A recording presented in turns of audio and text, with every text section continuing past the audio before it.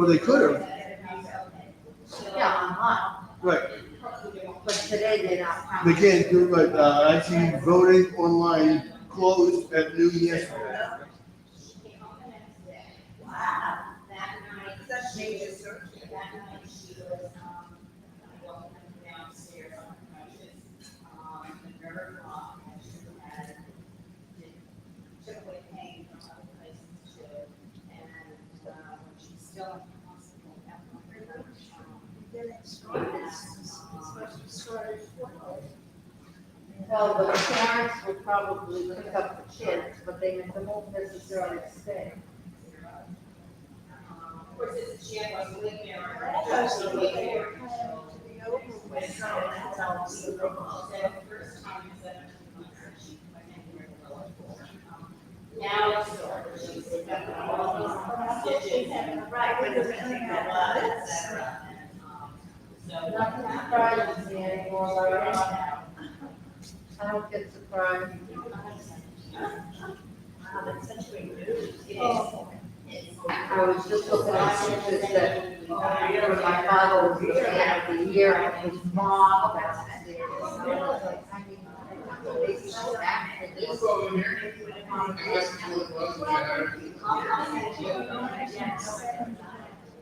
And that was the year that Richard started. Hi, how are you? Good to you. Yeah. She said 79. Yeah, it's good enough. Already washed into the water, wasn't it? No, she didn't want it. Well, no, it wasn't. I think it was. Because Mike was only about 3 months old when he moved here. Yeah, we moved to Wellington Park. Where you at?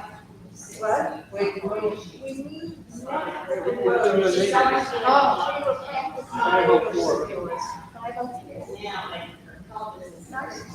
Small apartment. They were doing my place outside.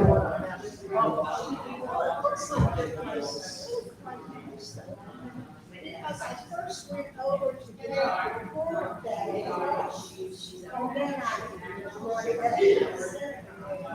Except they put curbing in, paving, they put sprinkler systems in, they took down about 40 trees, they raised the condo fee.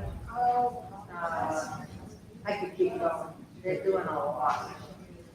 They weren't sure. But it needed doing. Yes. It's more than that, a lot of people can't afford it. So they left. That's what I It was know. downstairs, that's not some family. That's, I don't even know how people who eat took acid. Oh, that gas is such. What's the Sunday? 14, yeah. Oh, I wonder what the cheapest gas and interest is. I don't know how it's gonna work. It's up to you. I've been at my daughter's, so you know, we were going to surgery last week.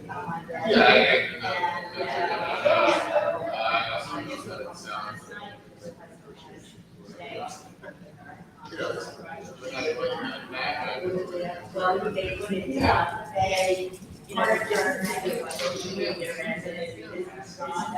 You think, it's issues.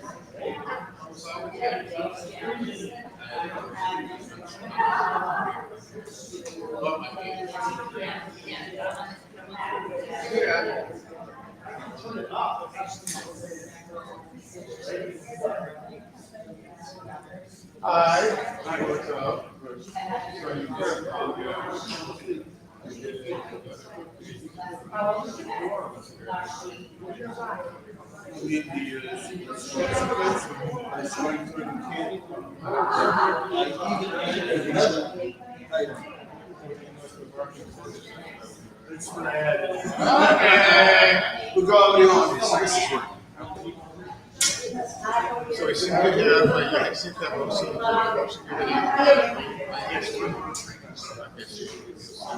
Oh my God, David, I don't know how you do this with the air conditioning.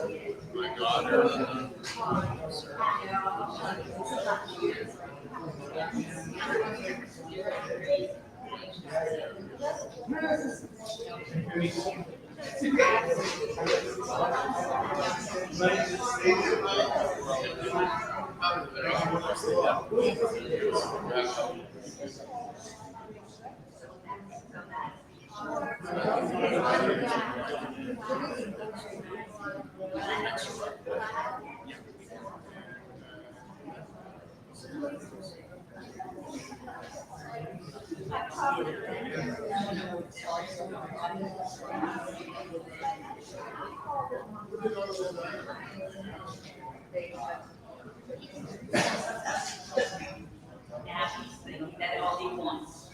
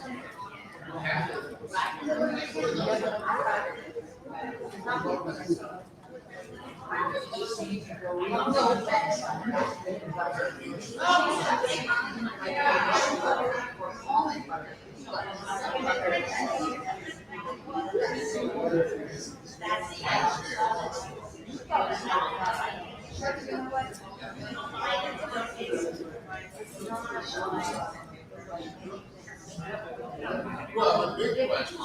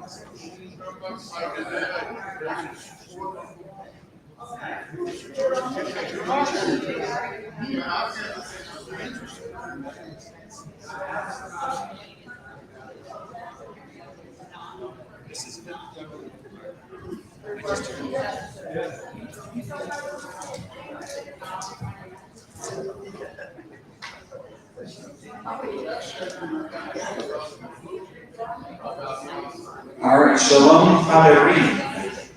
We were just singing that song downstairs for all the kids. So we're gonna get started. It's great to see everybody here. But we want to run a timely meeting. Yes, we do. Because it's really cold in here. But that's Sunday. all right, and it's Sunday. So I just wanted to welcome everybody. Thank you for coming, and thank you for voting. And I want to just kind of have a few words to kind of. This is our annual meeting. It's my first annual meeting in person, actually. Because when I started took over for Steve here, it was in COVID, so we were doing both the last 2 years online. And I really like being here, so it's much more personal. But I wanted to review the year. This is sort of like our annual meeting. That's our annual, moment to kind of take a look back on how things have gone over the last year, talk about how things are going right now, and also to kind of look forward a bit at where we want to go. So we're going to cover those things over the next hour or so, maybe less. But so I wanted to just start out by kind of doing a little bit of your interview. I was kind of over the last few days thinking about all the things that we've been doing, so I wanted to just mention that because it's kind of cool that we've been actually having a lot of programming over the last year and then much of it together. So regarding one of the things we've tried to concentrate on and enhance is the Shabbat holiday programming that we did. We've had musical Kabbalah Shabbats throughout the year, and the summer barbecues. We're going to be doing that again, beginning next the first week of June 3rd. The morning services, we went to every other kind of week Shabbat cycle, service cycle during COVID, and we kind of also continued that. As a small congregation, it's not always easy to form a meeting on a regular basis. So we've had 2 Shabbats, morning services a month, and then 2 Friday night Shabbat, Kabbalah Shabbat services, and that has helped to improve attendance and also allowed us and the people that make those services possible to put more energy into those to make them more meaningful. And just as some examples, we've had several congregants do Devar Torahs. Steve had his bar mitzvah anniversary, actually, where he gave a very nice Devar. We've had one of our congregants, Mitchell Weinberg, do a Devar Torah. We had Harry Shepard do a Devar Torah. Ken Cohn, the rabbi, did a debate about Hamantashims and latkes and Jewish soul food. Just interesting things like that. We had our first annual, what we call Shabbat Levi'im, which was in early January this year, where we recognize all the members that make services possible, both spiritually and physically being here in the building. That was a nice tradition that I think we definitely want to continue each year to recognize them. We had a couple of Shabbatons that were kind of extra special Shabbats that involved the Hebrew school children, which we did this year, which it was nice to get them to come in and participate in the services. We want to continue those as well. And of course, all the kiddish lunches that everybody has come, and Carol has coordinated with a lot of other people to have some food after services. That's always nice to schmooze afterwards too. We had a community Havdalah Mincha service, which we haven't done one of those in a long time, and we did that back in February. We had some Israeli dancing and a DJ as well for that. We had our Purim Carnival. We had our Hanukkah Break Party, menorah lighting. We had a Jewish Shabbat Seder, and then of course we had a return of our Passover Seder this year in April, which was very well attended. I think we had like 60 people, and for those of you here that were there, it was really a nice evening. Very pleasant to be able to do all those things with people. We had a few bar mitzvahs this year. We had Jonas Welch, Lexi Gutman, and then Leslie Galanter is having her bar mitzvah this coming Saturday, so definitely come on out to support her. And in the fall, we have Sophie DePass, who's going to be having her bar mitzvah. We also did a lot of Jewish education. Most of it was on Zoom. It's always it's a balance. You want to have also some things in person. So in addition to some of the Devar Torahs that were given during Shabbat services, we had the rabbi lead a number of Zoom topics, including anywhere from funeral practices, the Federal Kadisha, exploring Jewish beliefs in an afterlife. We talked about things related to the insights of Pesach, and we did a few over the course of the Holocaust Remembrance week in the spring, and we did a few classes related to that. One more recently was led by Jeff Cohn, one of our members, who had a very interesting conversation about the significance of the swastika and how most of the Eastern world views that as a symbol of good luck, and it's hard for a lot of us in the West to kind of accept that. So it was a really interesting conversation that we had at that Zoom education. We, of course, at the book club, we had a number of people that we talked over the course of the last year of the book club. We had 3 discussions from books that were actually written by members of our congregation, including Gigi Georges and Jeff Salloway and Michael Daniel.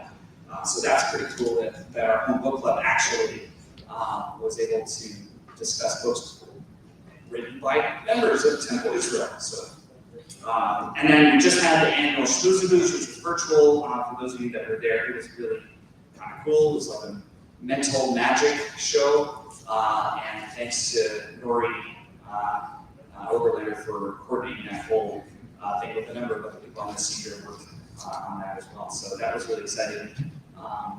We just had that. And then, in addition, we did a holiday food drive, high holiday food drive, and then we did a winter coat drive as well. So those are kind of like the summary of the last year. So we've been hard at work. And so I wanted to, before we go any further, these kind of important meetings should always have a meaningful word of Torah. So in that tradition, Rabbi Gary is going to come and give us a little bit of Devar Torah before we continue. Thank you, Josh. Looking backwards, it does seem like a pretty active year. We have gathered together today to engage in a number of important activities, both in person and out there in the remote world. We share, though, wherever we are, a common purpose to ensure that Temple Israel Manchester continues to move strongly and proudly into the coming year. As you know, our slate of officers is returning. They are experienced and so know the strengths and challenges that the congregation faces. A well-known rabbinic teaching is Ein Hemach, Ein Torah. Translate that literally, if there's no bread, there's no Torah. But symbolically, it means that there are bills that must be paid if the synagogue is to keep going and remain solvent. And our treasurer tells us that TI is in okay shape. That leaves the rabbinical side. And I am very happy to be finishing my interim position with the knowledge that an experienced and well-trained rabbi is hopefully becoming your new spiritual leader. What we have to remember, after all these positives, is that we are a community with a shared interest in living and continuing our Jewish heritage. I have always seen community as the most important aspect of a synagogue. And as I said before, these bonds of community have been frayed by the 2 years of pandemic. Hopefully, so very hopefully, they are essentially behind us, and the return to normalcy, as it's often termed, will continue. This coming Shabbat, we finish the book of Leviticus, Vayikra, the third of the 5 books of the Torah. We are therefore a little more than halfway through the annual cycle, and perhaps that is a good symbol of our return to normality. There are words that we traditionally say when we finish a book of the Torah. Many of you may know them. Chazak, chazak, v'nitchazek. Let us be strong, let us be strong, and let us strengthen one another. And these words have never sounded more true. We need to be, we must be strong, and we must strengthen one another. Hopefully, we will succeed in this challenge in the coming months, in the coming year. Iris and I remain committed members of the congregation. You are our spiritual home, and we'll be helping with that congregational strengthening in the months yet to come.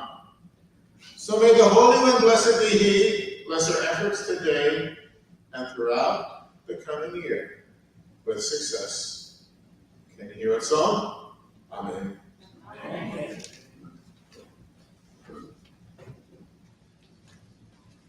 Josh, go up, Brad.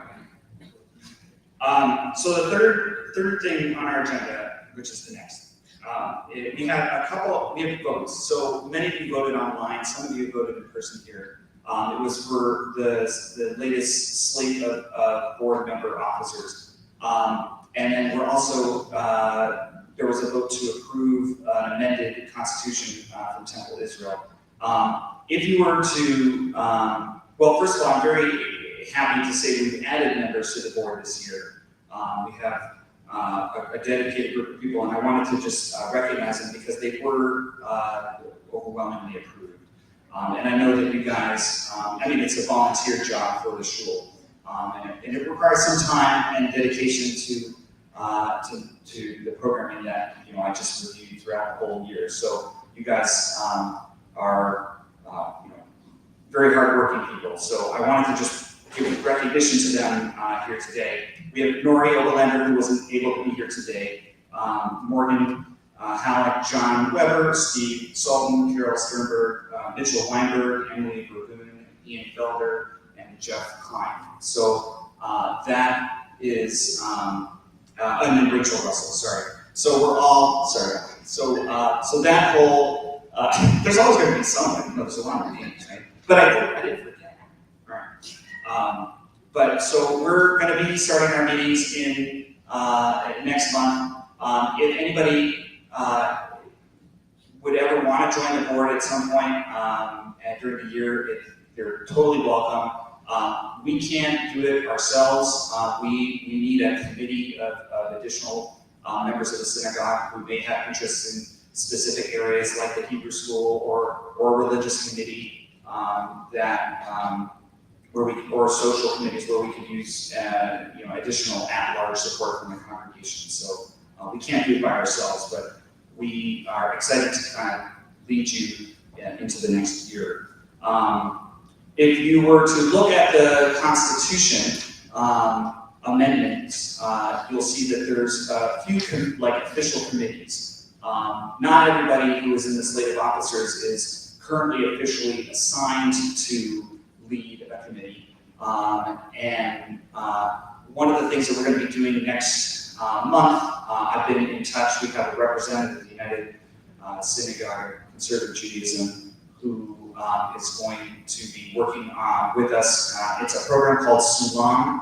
It's a leadership program where they will be meeting with the board over a series of different meetings to help make our work more efficient and allow us to accomplish things more easily and less stressfully ultimately. So we're going to be meeting with them next month as well, so that's exciting. We're also going to be meeting to figure out where people's kind of interests lie on the board and where they will be most productive. So not all the committees that you will see in the amended Constitution are currently headed, but they will be within the next month. So if anybody had some questions about that, that's a question to me.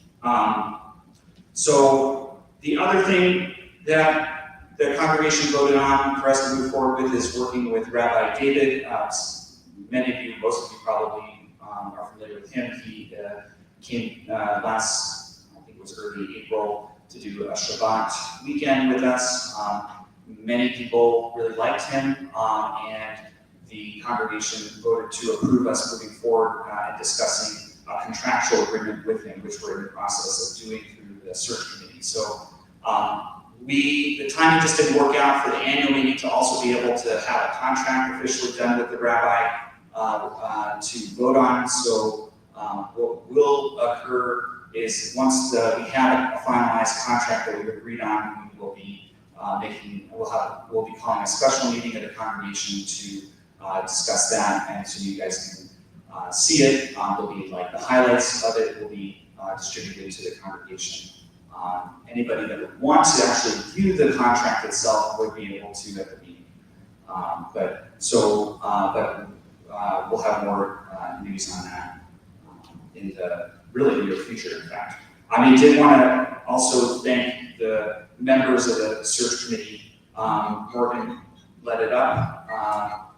Thank you very much, Morgan. Cedra Michelson, Debbie DePass, Rachel Spire, Mitchell Weinberg, myself, Joy Sidney, Steve Salton, and then John, your assistance with the finances of all of this has been much appreciated in these final weeks of discussion. So thank you all for lending your time and help with that whole process, which we'll be wrapping up soon. There's usually a membership report given at the annual meeting. And again, Nori wasn't able to be here today, but she definitely would want, she's receiving calls, inquiries on membership, throughout the year. There's usually an influx, I think, around the high holiday timeframe where, more people are, I guess, statistically interested in looking into synagogues and membership. We have officially, as of right now, 92 member units, and Nora wanted me to say that anybody who knows of anybody that's interested should definitely reach out to her, and she will take it from there. So, the next thing that we're going to talk about is security. That's a topic that is on a lot of people's minds in the last few years. We've done a lot to address that, so I was just going to have Steve Salt come up, who's leading it for us.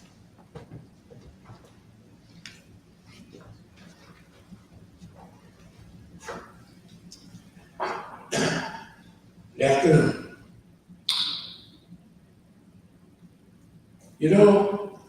I am involved with security at the synagogue day in and day out, dealing with all kinds of issues. And I'm constantly upset that we need to do this. But we have to come to the realization that anti-Semitism is at an all-time high. Extremists are out there, and we are not insulated from this possibility. And so we've taken many steps over the past 2 years, going back to the Pittsburgh synagogue shootings, in forming a committee, security committee, both for armed security congregants and unarmed security congregants. The armed security congregants have been training on an average of every month at a range in Manchester under the tutelage of an extremely talented instructor with all kinds of credentials as far as teaching and training in the event of an active shooter scenario. That group of people, which started out with 7 people, has now reduced down to 3 through people moving out of the area and a variety of life issues. and 3 is insufficient. So the good news is that I've been approached and I'm adding 3 more people to the Armed Security Committee. And in addition, we have, if you recall, I sent a letter out asking for volunteers, and I have 3 more people to also add to the Security Committee who will not be armed. In addition to our congregants being totally involved in this aspect, we're fortunate enough to have armed security people from secure surroundings. Brian and his guys, we have someone here today, obviously. And those of you that come to services and the gatherings that we have on a regular basis will know, will have seen that we have security at every function that the temple puts on. Morning minions, Shabbat, all holidays, all of the things that Josh mentioned that we've been involved in, the bar mitzvahs, the singers, etc. We'll continue to do that. The cost for this initially, before we had the armed security congregants trained, was huge. And it was very expensive. And once, remember, we've been training now for over 18 months. Once we have this training, then we're able to have our Armed Security Committee handle security for a number of gatherings, and we don't have to have the professional security team come in and pay them. So it's a half and half situation compromise. However, every Hebrew school Sunday has had armed security. Every Shabbat has had armed security. And we are about to have what I would call drills, similar to fire drills, for the congregants at a variety of services, so that you, the congregation, is aware of what it is that we need to do in the event of an incident. Things are well in hand. We're well within our budget as far as what we're prepared and need to spend on security.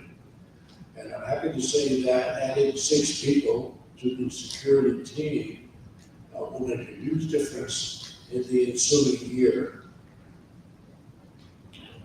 The door is still open for anyone who is interested in participating to contact me. This is the kind of thing that the more people we have, the more we can spread out the load. There was a period of time over the course of this past year where I attended services a lot more than I normally would have because I was the only one available. Not that it did me any harm, I actually love to go to services. But we can't be dependent on 1 or 2 people to provide this security for all the services. And so the more we have, the less burdensome it is on each individual. So that brings everybody pretty much up to date. As far as the school goes, we would like to do an Alice program this year. We're going to also have a Stop the Bleed program put on by a volunteer from Catholic Medical Center. We have had one of those, and we'll continue to have them as time goes on. And as I said, we recently had a fire drill for the kids. We're also going to have security drills for the school. So all of the teachers will be involved ad hoc. Now, I'm the security team committee, but when it comes to the security for the school, they'll all be exposed to and get some training along those lines. Does anybody have any questions about the security? Yes. Have we applied to any grants for security? She asked about the grants, security grants. She asked about, are we applying?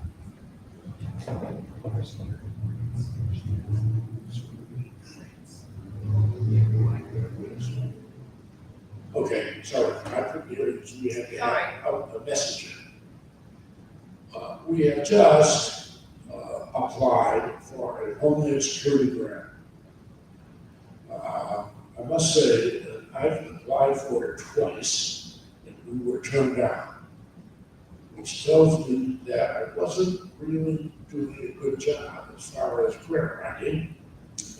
But we turned to somebody who has some expertise in it. And this year, we have a package that was just submitted to Homeland Security.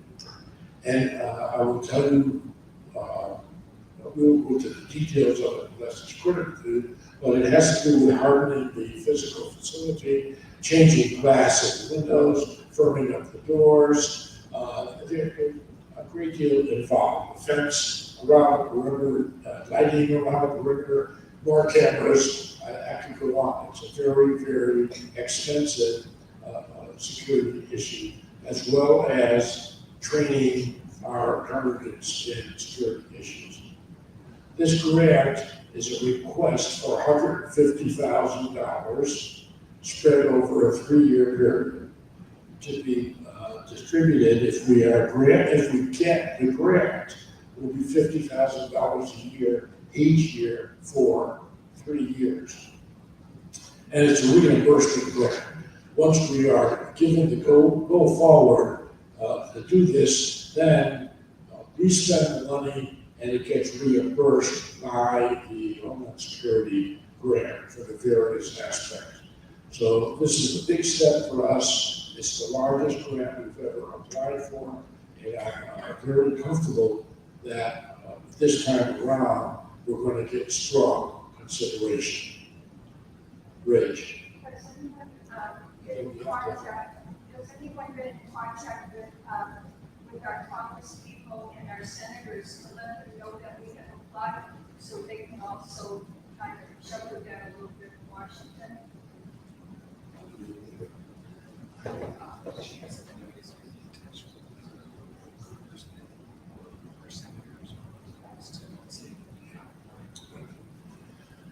We have in the past been in touch with the governor and our reps in Washington, both senators and representatives. We have. Everyone that we've spoken to is sympathetic to our cause. They feel that they'd like to help us. But in fact, to date, they weren't in a position to tilt the grants in our favor. It was not, for example, Shaheen or Governor Sununu, they're not in a position to pick up the phone and say, you gotta give this grant to Governor. It just can't happen that way. So we were well represented. We in fact did have them write letters, what have you, but we didn't get the grant.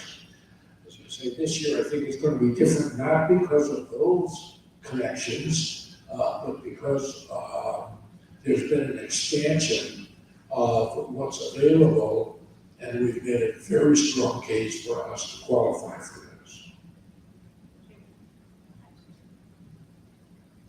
Okay, thank you very much.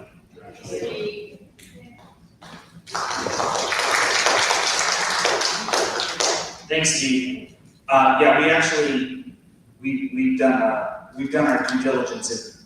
If we don't get it, it's not because we didn't do our follow through on everything that we had to for this. We've had several people working on this diligently to get it accomplished, and it's submitted as of Monday, so we'll be waiting. Obviously, there's a lot of competition for that, but hopefully it'll be granted. So,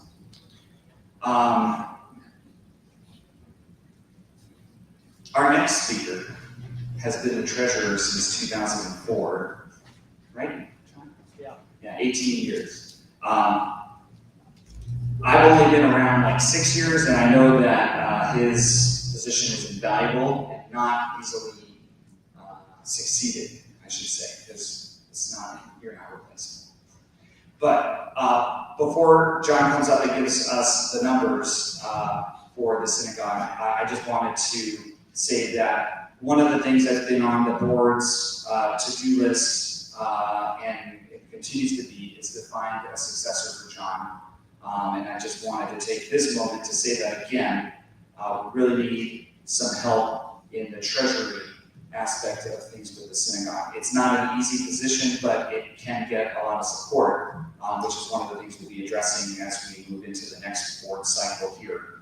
But John can't do this forever. And we don't want him to do this forever, and we want some help with that. So if anybody listening, tuning in here, or here present today has ideas about whether you or somebody else can be of assistance, even having some assistant treasury help at the moment would be invaluable. So I just wanted to put that out there. So John, if you want to come on.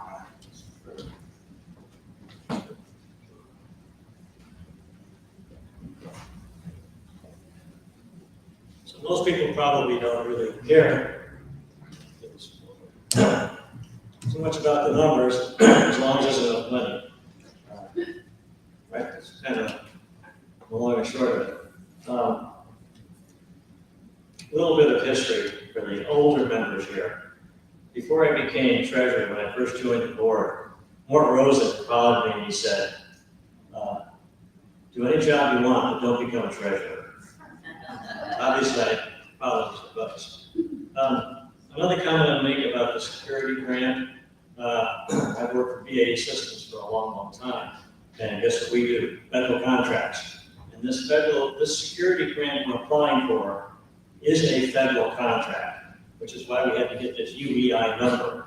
You need that so that you can, in fact, bid contracts or core contracts with the federal government. So, I have high hopes that we'll be successful in this state, but we should remember that we've asked for 150. They might give us some other number, less than 150. So we should be prepared for that. Don't think it's not an all or nothing thing, because they have a big pot of money they've got to allocate, so lots of people asking for it. So hopefully we'll be more successful. Julia is obviously very professional. She was our grant coordinator, Julia Price. And, my little dealing with her, she really knows her stuff, so that's good. I have a written report which has been circulated to the board, and anybody that wants to see it is welcome to see it. But I will put at the back of the room, after I'm done, I probably should have put that one earlier, something that most people might identify with: pie charts. One for income, one for expense. Gives you a good visual representation of where money comes from and where it goes. And the biggest single expense in our ongoing budget is salaries. Not a surprise. And then the biggest unknown in our budget is, I think, facility maintenance. On an average year, when not much goes on, we might spend $15,000 on maintenance. This is exclusive of things like insurance and that stuff you got to do all the time. But then every now and then something breaks. And Jeff Klein remembers very well that almost 2 years ago, we got a furnace break. And all of a sudden, by the time we got done with asbestos abatement, I think it was almost $30,000, which we hadn't planned for. That's a big chunk of change. So I know that Michael Sidney has done enormous work, and I think he's talking a capital campaign to try to fund major upgrades. But overlaying that, you still got the underlying 60-year-old infrastructure here where things can continue to break. And I don't think, and Jeff, correct me if I'm wrong, we don't really have the long-term solution for the heating problem. So, and then we have a buried underground fuel tank that might need to be remediated. So we're gonna have to work that list as well. I don't know the answers, and they're not things that are necessarily going to affect us this year or next year, but eventually they're going to have to get addressed. we quoted over, I guess, 92 memberships that Nori had. I have a spreadsheet that Christine has been updating, and probably will have to double check, but I thought we had just about 100 memberships. The only reason I mention that is because I said earlier that salaries were our biggest chunk of cost. So if I roll all the salaries that I know about or expect for the next year, it comes up to $166,000. If you divide that by the number of memberships, I used 103, and it's $1,613 per membership. So it's a big number. Having said all that, what should we say, less than optimistic things that I just said, we finished fiscal 2021, and I'll digress just a second. Up until 2 years ago, we went on a fiscal year that began September 1st. And as treasurer, I had me literally pulling my hair out at the end of every year, dealing with insurance policies, and then federal taxes and all that kind of stuff. It was really difficult. So I changed us, with board approval, to a calendar fiscal year. So we had kind of one funny year. So now we've got 2 calendar fiscal years. And in terms of getting someone to do this job, it makes life a lot easier. So, because everybody else pretty much does a calendar fiscal year, right? When you go to look at people's salaries and all that, when you get your W-2 or your 1099, it's not a calendar fiscal year. Anyway, having said that, we finished calendar 2021 with a net gain, income over expenses of almost $30,000. There were a lot of factors that contributed to that, and I'll digress just a little bit more. That in terms of help through the COVID pandemic, which everybody knows had impacts on membership, school enrollment, and all that, we got this federal Paycheck Protection Program. We got a grant in 2020 of $19,900, which was money given to us. It was a loan that was then forgiven. And then in 2021, we got another $23,000 from the federal government. So that helped significantly. Josh mentioned Nori's fundraisers, and she has done a fabulous job. I don't know how she does it, but she keeps pulling in the money. Talked briefly about facility, Steve touched the security. Trust income. So one of the other things that occurred over the last few years is that historically, from the Temple Israel Trust, and for those of you that aren't familiar with it, the Temple Trust is a separate legal entity from the temple. It's run by a separate board of trustees. The benefits of the trust are strictly for a temple. However, the temple can only get interest from the trust. We can't go in and take a chunk of the assets and say, well, our budget needs money this year, so we'll just go grab some money from the trust. We cannot do that. It is a registered charitable trust for the state of New Hampshire, and you don't mess with stuff like that if you want to stay out of jail. Historically, we were getting $28,000 to $30,000 every year from the trust when interest rates were high. Last year, we got $12,500. Over the next few years, we're going to be in the 10 to maybe 15,000 range before interest rates roll up. Trust committee is me, Gary Singer, Gary Shetler, Josh, and Steve. The treasurer and the president of the temple are automatic members of the committee, and then the other 3 are people that are willing to serve. Gary Shetler, by the way, has been very, very helpful to us with his financial expertise, and we have, in fact, given the low interest rates, moved some assets into mutual fund, ETFs or whatever, to try to allow the fund to get some amount of growth over time. Otherwise, the further on we go, the less effective the money becomes. Current assets in the trust are right around $800,000.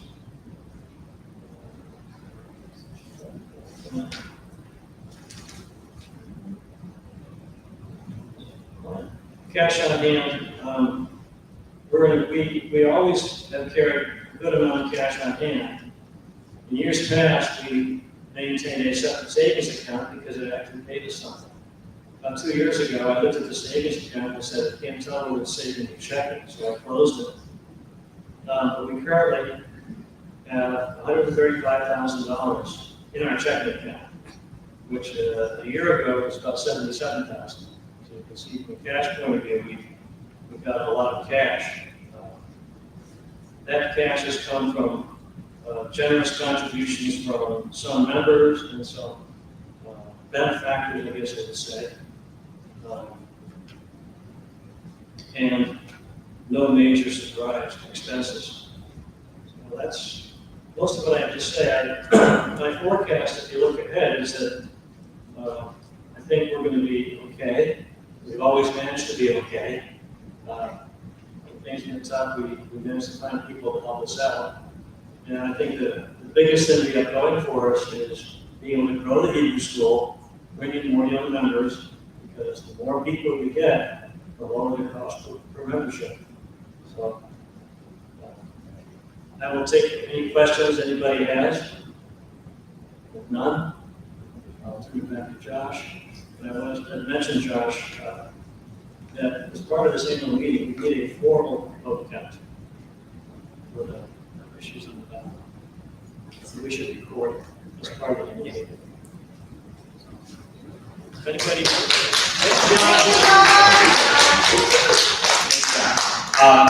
There was the online voting. There were some people who tried to vote this morning who were told that it wasn't accessible. So I think Christine had set it up that it might have closed. I'm not sure, but it closed. It might have been a feature that similar to how we RSVP online for events. There's a period where it automatically closes. So before that closed, there were 18 votes. There's more, I think, in person here, and then we're gonna hopefully have additional people vote online who didn't get a chance to. So we're gonna rectify that, and then we'll have those official numbers as part of that. And then the minutes are gonna go out being taken so diligently by board members. Josh, can I just add to the minutes that the fundraising that was done, I know Lori's getting a lot of praise and she deserves a lot of praise, but I really want to recognize Steve Singer. If it wasn't for Steve Singer, I mean, we wouldn't be getting half the contributions that we have, from his vendors and everything over the years. Right, yeah. Cedra, for those of you who didn't hear or online, mentioned that although that Stephen Singer is a huge contributor to the fundraising annually here, and we would not have half the number of contributors for the schmooze and booze that we would otherwise have. So let that be reflected in the minutes as well. Speaking of fundraising, earlier this year, beginning around Hanukkah and going through sort of like mid-March, the Hebrew School had a fund drive, which was incredibly successful in a very short period of time. Our initial goals for the fundraising was $50,000, and it quickly became $60,000, which we achieved. So that was an amazing feat. Much of what is kind of thought about with regards to using the funds was initially about how to improve our learning space for the children, as well as adults. There is just not adequate space, and keeping in mind as well the safety of our kids and those in the building. There were a number of improvements that have been proposed using a portion of these funds to help improve the building. I don't know if you guys, when you were walking in, were able to see, but Michael Sidney has been going on to the next agenda item is the TI building capital campaign. This is not officially undertaken yet. It's just in the preliminary stages, but over the past couple of months, Michael Sidney has been leading a group of us in coming up with concrete, tangible plans for our future as far as how the building structure can be enhanced.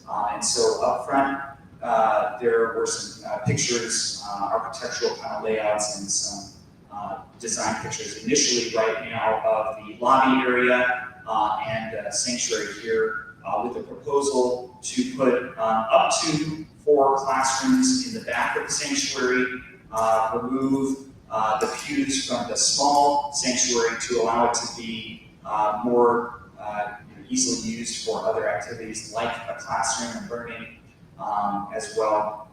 And so those are kind of a lot of the building ideas and campaign that will be advertised in the coming month will be initially geared towards improving the access for our future school education and adult education for that matter. Downstairs is also on the list to improve and give a nice facelift to the social hall down there, making it much more comfortable and updated as well. And we'll put these pictures, have Christine put these pictures somewhere on the webpage. She's been working on improving the webpage and various aspects of it. So if anybody is interested who's not here today, wants to take a look at some of those pictures to kind of get a sense of what we're talking about, you can do that. It will also include improving handicap accessibility, which is something that when the building was originally made was not taken into consideration. So, but that's very exciting to kind of think about and see. So that I just wanted to mention that. The other thing, Lisa Muscat is an architect who has been working with us. She's offered her services to help with the design. So she's the one behind those architectural designs. She worked with the Chabad House down the road in improving their building. I don't know if any of you have been in that building before, but it's a beautiful sanctuary. And so we're very excited to have her working with us on this project. So stay tuned for more on that. Will be coming out as the next stages. So the next step to that is getting cost estimates for these things and prioritizing them so we all have something tangible to look at as far as what are we really looking at and what can we really accomplish. So that's where we're at right now. I think it's very exciting what we're planning on doing. The only thing is, as John Weber said, this is a very old building. And have we looked at alternatives of maybe selling the building or maybe going somewhere else just to look at the differences of cost versus a new building? That's just, my initial comment. Because once you start opening things up, you're not going to be grandfathered in and, things are going to get a lot more expensive, even with the costs. So there has not been any consideration to date about leaving this site and going somewhere else altogether. I think that that's certainly an interesting proposal. Probably should be involved in the thought process. And I think so we're still a little early in it all, but depending on what we're going to be looking at for costs, it may be something to consider. Off-site, we brainstormed like off-site locations perhaps for Hebrew school, and instead of doing something like that, with the classroom space in the synagogue. But I think that we're not at that point yet, but that is, something to consider. We also we have a budgetary kind of an allocations committee that needs to be formed to help with the decision making on that. That is one of the chair positions on the board in the Constitution. So there's going to be a lot of interesting debate, I think, going forward with that. But we're kind of in the infancy of that process. It's been going on a couple of months. The next stages will be to kind of get cost estimates to really get a better idea of what we're really looking at there, whether it's feasible. Iris. 2 questions. If you do remove the use from in chapel. And if you do go ahead with the classrooms here, would the chapel still be used as a chapel, or because of a smaller sanctuary, would most services be held here if we're not considering a pandemic? Yeah, so the question is whether we would use the small chapel if we take out the pews as a chapel still. Yes is the answer to that. We could definitely use the space. We would have to be more deliberate about setting up seats for the purpose of having a service there. But they could also be removed so that you can have a more of a usable space. But yeah, the chapel could still be used and would still be used. We would not remove the ark in there. Second, if they have classrooms back here, although we should need space in the sanctuary, would they be some kind of foldable doors that could open so that we could actually use some of the classroom space for congregants to sit in? Correct. So the question is whether there would be availability to use classrooms if they were in the back of the sanctuary to open them up to make more of a space that's usable during a service perhaps. That would not, as the layouts in there stand today, that would not be the case. What would be in the back would still be the memorial plaques and then a wall. The classroom space one of the classrooms could open up to a bigger space. It has a removable wall. There would still be about 200 seats in this space to use, which is honestly more than enough for most everything that we would have to do in the main sanctuary. And there's also a proposal for having 2 classrooms perhaps in the back instead of 4. Right now, the layout back there is for 4.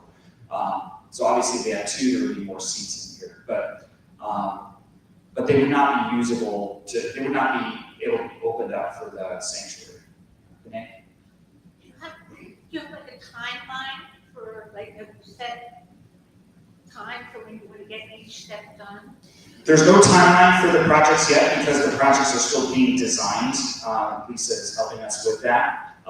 So right now, what we have is there's a long list of topics to be addressed through this project. So it's a long game, and I can make those available in the minutes that we send out to the congregation as well about all the little things that will be addressed. Through or are desired to be addressed through this, but there's no current timeline yet for that. I think once we have more of an idea for a budget, our next step would be to try and raise funds, and then depending on where we're at with that, we'll know what we can do. There's definitely going to be a priority, but I think that the group that's been working on this thus far, the priority for the beginning of the project would be to again work towards improving our Hebrew school and learning environment to begin with. Another thought to what Iris was saying, when they're designing, I think this might be something to include in your plans, when they're designing the classrooms for next year, have them wireless for TVs that the teachers, if they want to use on the internet, but also, if you need additional seats on the high holidays or any other time, then you could project it to the TV and the people in the room would still be a part of services and could be called up or anything, or, still belong to what's going on. Just a thought. So yeah, AV access in the rooms. The rooms will be, they're going to be like real rooms, AC, climate control, and I would imagine, we will have space for appropriate kind of AV needs for education. But if you have like what is on now, if there's wireless or whatever in there, you could have people sitting there, if we're so lucky to have all the seats on. Correct. Right. I saw the design, and I'm wondering if there will be a lower ceiling, because that would be more effective, efficient with heating the classrooms, if they had lower ceilings, if they didn't go all the way up. Then also, if you had a lower ceiling, then you could have storage areas. I know there is limited storage space, and you could use above the classroom for storage area from all that. So I don't know specifically about the height of the ceilings in those classrooms. There might be something on the layouts that I'm not sure. I didn't see that on there, but something to consider. I'm not sure if they will be lower or not. Do you know? No, but I'm gonna suggest that if people have very detailed discussions they wanna have, Yeah. you should call a separate session, and then people can brainstorm and really dig into the detail. Right. I mean, there's a lot of John's bringing up a good point. There's a lot of details that are being asked about this. It is exciting to kind of think about. And those are things that we could certainly call a special kind of meeting of those interested to give their input for a project of this nature for sure. Kind of out of the scope of the annual meeting, but definitely of interest. Are there any other questions? So I just wanted to give Mark Stover a chance to come up and talk a little bit about the Hebrew School. I wanted to say one of the things that we've recently been kind of working on and brainstorming on is how are we going to bring or keep our teenagers, our tweens and teens involved in the synagogue. It's so easy for them to kind of just disappear, but we want to create an environment and a program really that is just for them to enhance their interests in continuing their friendships as well as their involvement with Judaism and Temple Israel. So I was looking at the demographics of our congregation. Right now, that program would kind of be geared towards like the 12 and up years. So I looked to see how many kids do we have that are between the ages of 12 and 17. And we have 17 kids in that category.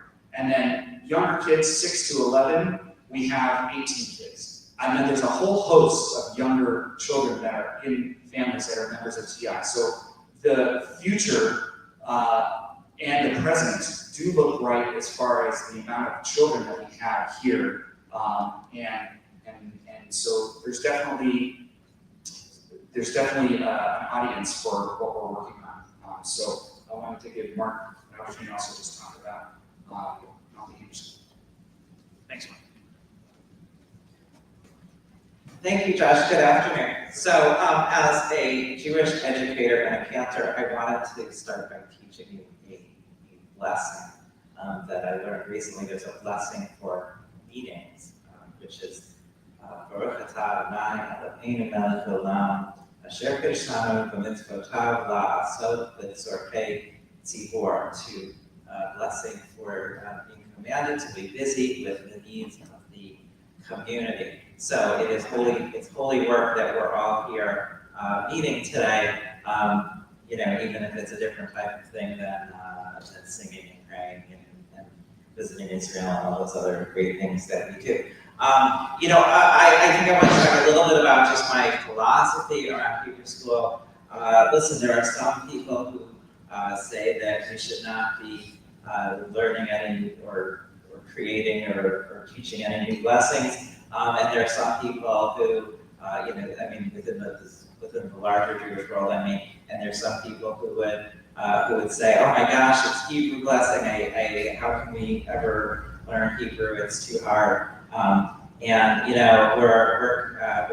think we're special about Temple Israel is that we're somewhere in between those extremes, and we are a place where you can. We're getting our children to learn about Judaism, that we are creating a community, a English community, a friendly and warm community here in Manchester, and we are also preparing our kids so that they can go out into the world and be Jewish and have Jewish identity that takes them wherever they go. When we teach them, we as I was talking about our teachers about, we still show them some Hebrew script.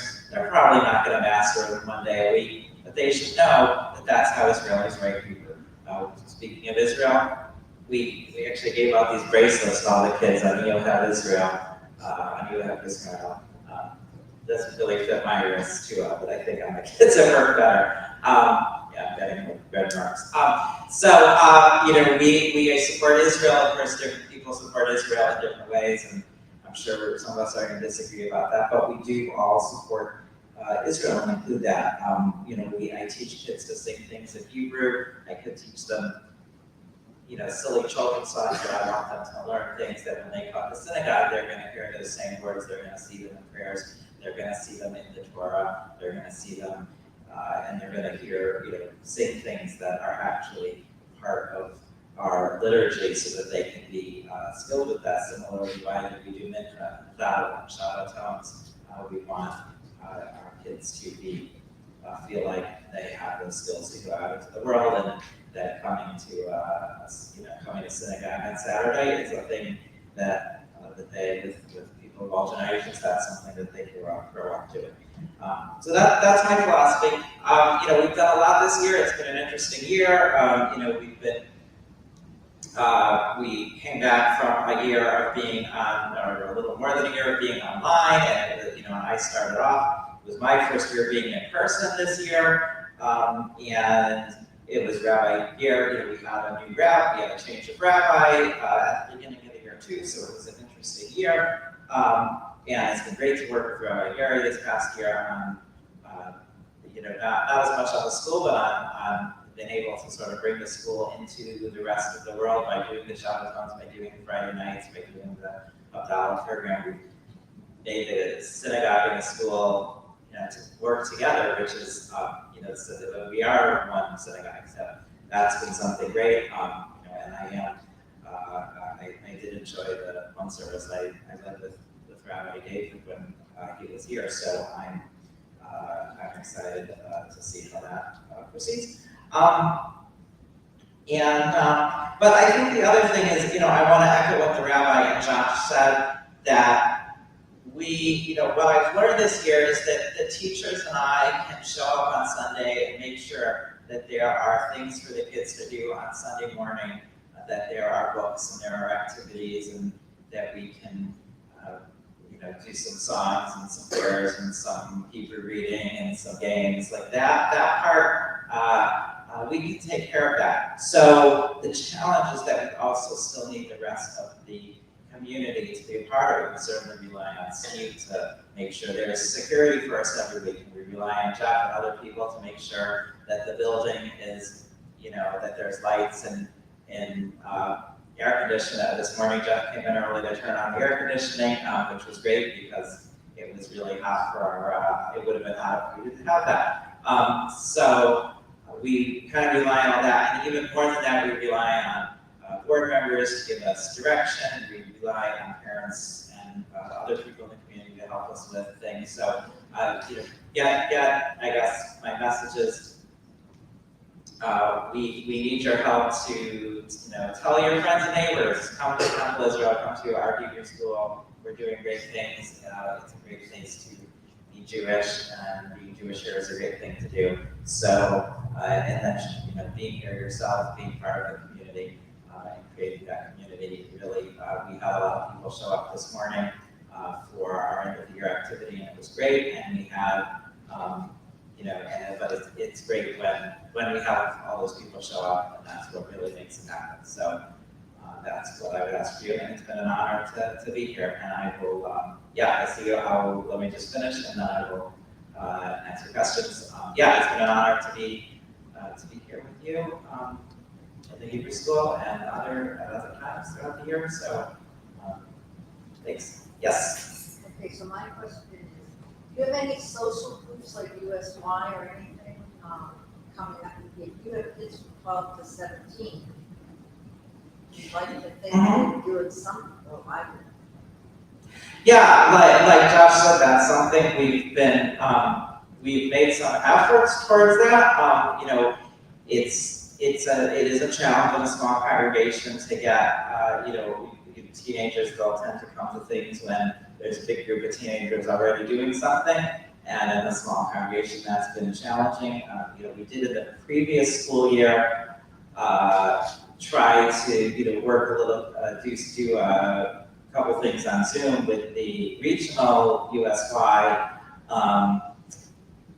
which, but that didn't quite gel into an ongoing group because there was just there was a smaller number of kids.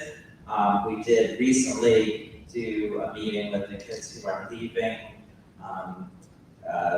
sort of leaving the religious school age to try to get them engaged. I know some of them are really interested, some of them are really interested in doing things around the building. I mean, I believe we have to listen to what people are interested in, right? So, when I was in, I grew up in a Reformed synagogue and I was involved in, although I also been involved in conservative synagogues before too, but,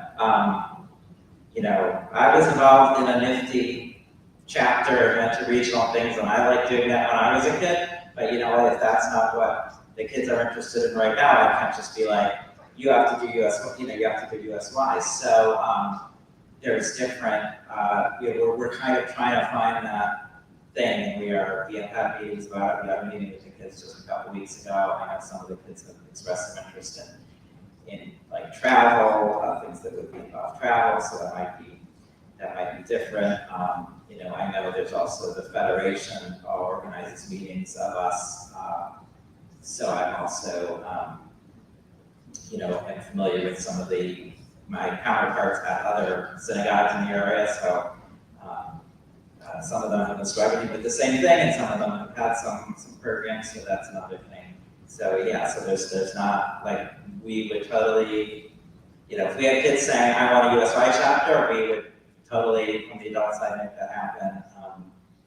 We haven't had a bunch of kids clamoring for that, so we're trying to figure out what it is that's going to bring them back.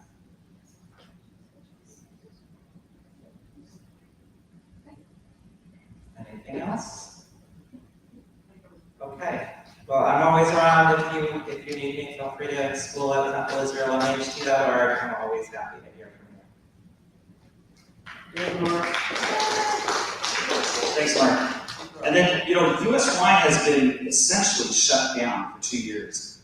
They do some online things, but for people who are looking to be involved in that just for the beginning, that just doesn't work. Maybe if you are already friends with a lot of people, you can do stuff like that. But they just made an announcement that they are going to be doing in person again, starting later this year. And there are other synagogues, like Mark was mentioning, that we can collaborate with and plan to kind of, join forces with people, the kids of similar ages, not just Temple Israel. I didn't know that's even a thing. It is, yeah. So, and then some of the programming that we're talking about is, doing with Temple Israel is sort of like a microcosm of what, that kind of experience would be. So just getting the kids together, doing things that are Jewish, out of the box kind of thinking, and making sure they're having a good time. My gut feeling, just from seeing what goes on around the world, not the world, but the region, is compared to, say, what 30 years ago when I was in these programs, a lot of kids are more interested in doing things with their local synagogue, and the focus is not as much on going out to other synagogues. I don't really know why that's the case, but I once upon a time, I feel like for my generation, the fun of it was hanging out with kids from other synagogues, and that's maybe because they're already connected online now. They're just more interested in being part of their local communities, and I've seen that, various places that I've heard about different things going on. I just wondered how Jewish young people meet other, if you go to camp, you meet Jewish young people, but if you're not lucky enough to go to camp, so they do. So it's a tough market. Is there still Manti that the kids can join here, go to other temples and have the kids come like they do in Manti? I have not heard about that still existing. I know the synagogue in Portsmouth has just recently started doing some programs, but I haven't heard about anything at TAY. Okay. I may just not know about it. Benay? Josh, has anybody thought of contacting, Federation? Because they outreach to other synagogues throughout the state. And I know when my kids were they were in PPYO, the kids came from many congregations. Yes. So Right, I for was just conventions. one, so that there was constant, whenever they met, they were constantly, especially in New Hampshire, where we're really a minority, not a minority. If Federation, maybe somebody could talk to Federation about reaching out to one of the major organizations and somehow developing it so it comes to Federation and we involve our schools. Yes, I mean, Federation definitely have resources that would be useful for us. Have we thought about doing that? Yeah, so we're speaking about these things. So I mean, there's not any formal direct inquiries with the Federation about, our programming and how that can be, they can be of assistance. But I'm sure at some point we'll get to that. That is something that does get brought up.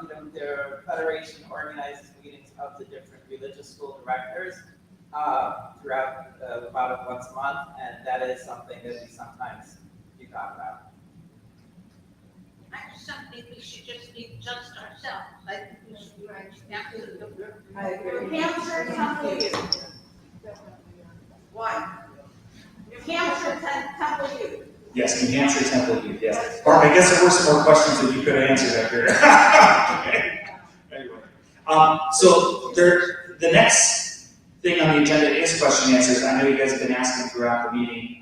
We're getting kind of to late here. So are there any more questions about anything that we discussed today? Again, there'll be some minutes going out for the congregation to review. And in the minutes, we'll have all the official vote counts, because that is something that we have to do, as John pointed out. Yeah. We have to have that. So we will have the official vote count.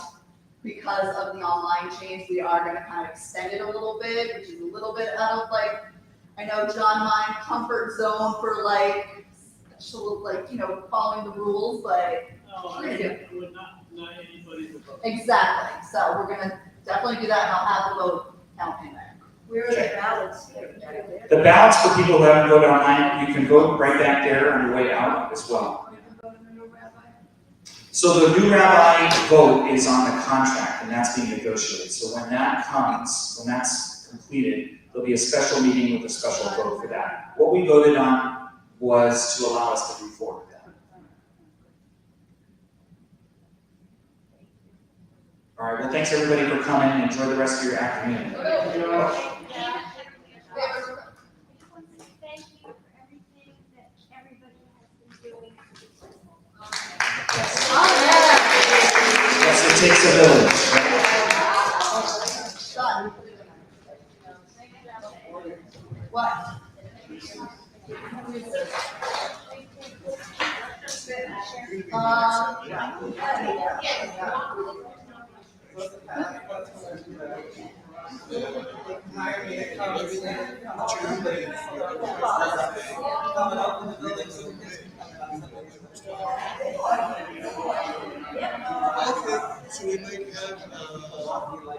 together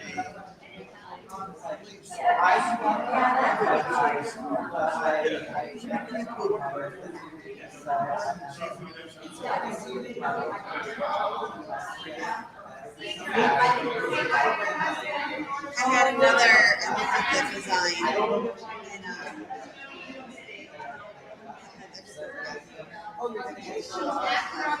there need to be towards second for each classroom. Good meeting. Good meeting. Yeah. Yeah, I just hate to put good money after that. We just didn't look at it. Because I was ballots. Oh, okay. I was at.